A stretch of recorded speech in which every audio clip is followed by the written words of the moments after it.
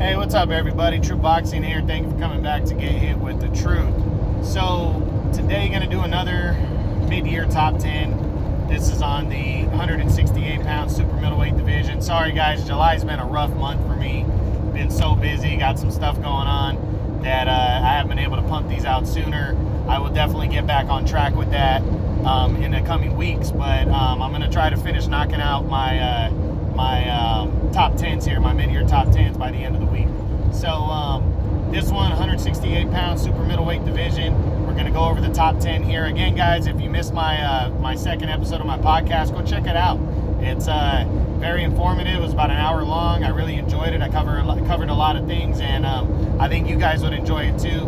I'm excited about doing it. I'm just starting, so, you know, I'm still learning as we go, but it's pretty fun and I'm enjoying it. So anyways, let's jump right into the top 10. So number 10 is Lionel Thompson. He drops 2 spots. Haven't heard anything really on Thompson and when he's coming back. He hasn't really fought, as far as I know, since December of 2019 when he got the biggest win of his career, scoring a decision over Jose Kadagi. But you know, he's right now I still got him in the mix, but barely.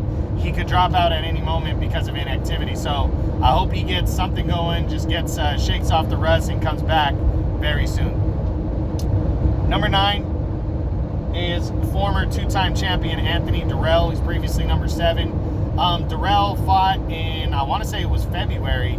He took on a guy, I think his name was, I want to say it was Jamonte Clark, but I could be wrong. Don't hold me to that. Actually, I think I'm wrong on that one. I forgot the guy's name, but I know he fought to a draw in that fight.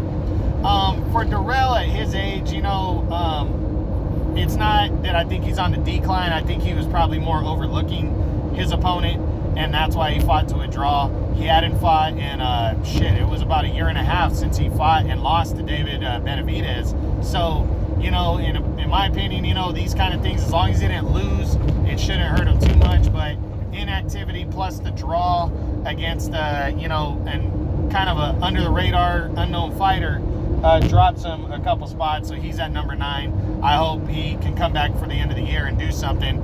Now that the Caleb Plant and Canelo fight, the talks have kind of come to a halt right now, and Canelo's trying to get an opponent quick. I think the possibility of Dirrell possibly challenging Caleb Plant might be there for the IBF title, so we'll see. Number 8 is Johnryder. He moves up 1 spot from number 9. He's the former interim champion and world title challenger. Ryder, you know, Ryder, he came back, got a win earlier this year.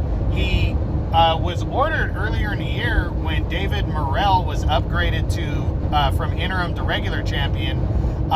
He was ordered to fight Morrell for the WBA regular championship, but I haven't heard anything else about that. So I'm hoping Ryder gets some kind of crack sometime soon, because I like Johnryder. I think he's a tough guy, and I want to see him get in the ring with somebody decent going forward, but we'll see what happens. Number 7 is former 2-division world champion Billy Joe Saunders. He drops 2 spots from number 5. Billy Joe rolled the dice. He put his undefeated record and his title on the line, and he went against the pound-for-pound king, Canelo Alvarez, and he actually wasn't doing bad. They got to the 8th round. I had it, I think I had it 5-2. I'm not going to argue if people had it 4-3 for Canelo, but, you know, Billy Joe was doing okay. He's a southpaw. He's a slick boxer. He was doing all right, but Canelo kept pressing forward. He kept getting closer and closer and landing power shots.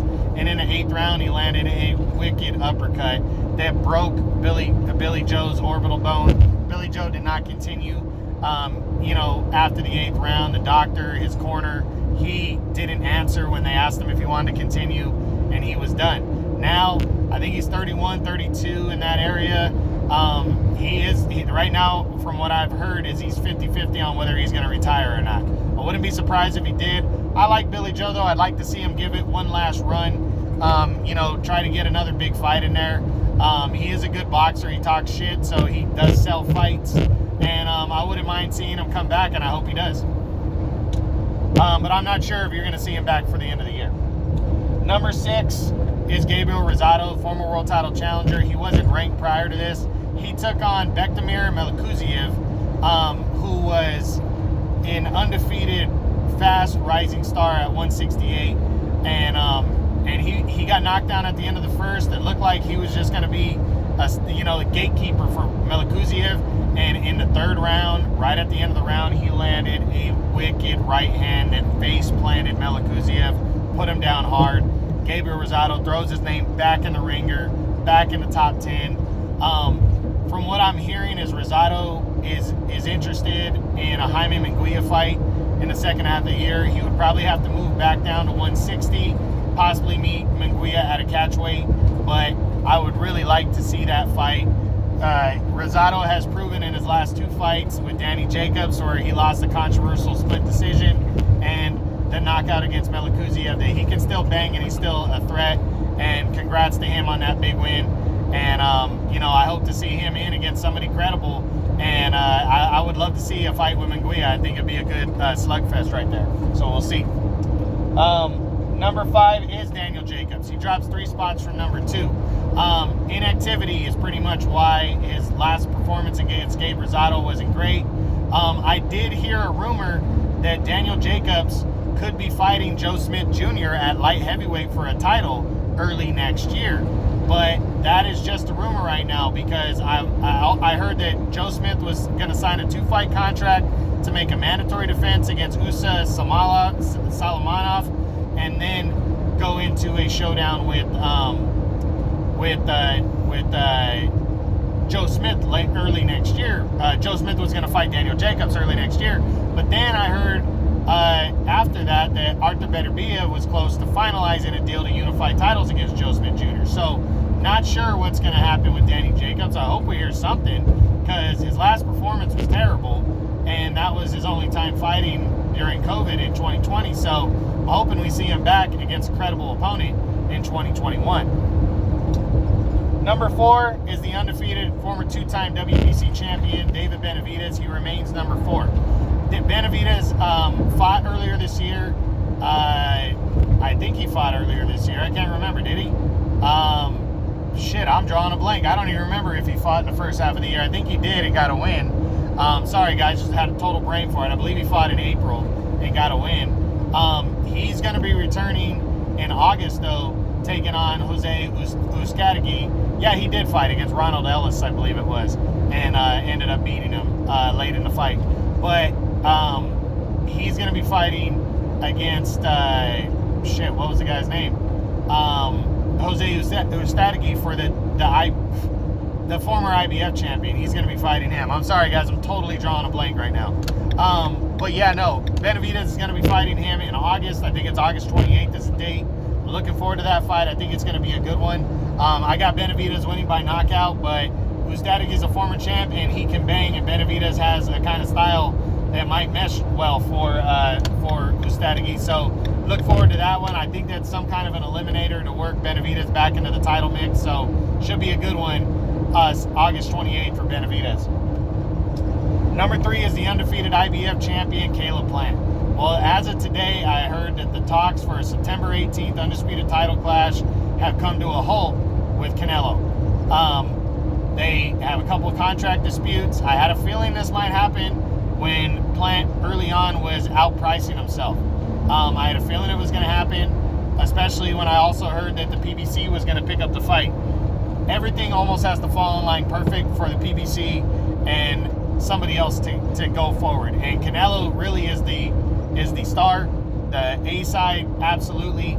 And Caleb Plant, I had a feeling, was gonna pull something to where this fight didn't go on. But we'll see. That doesn't discount it yet. We'll see what happens. If he doesn't get that fight, I'm hoping for maybe Anthony Dirrell, maybe Lionel Thompson instead in the second half of the year. But we gotta wait and see. He fought Caleb Truax, former champ. He fought him back in January and got a kind of a lackluster one-sided unanimous decision there. Not too impressive, but hopefully the Canelo fight still happens, but we'll see. And if it does, he's going to get his ass win. Number 2 is former WBA champion Callum Smith. Only heard that Callum Smith could be returning at light heavyweight and most likely would be returning at light heavyweight 175. He is not scheduled to fight, though. He hasn't fought since he got his ass whipped against Canelo last December. And I'm not sure how soon we're going to hear, but but I do expect him to return before the end of the year, and I do believe it's probably going to be at 175.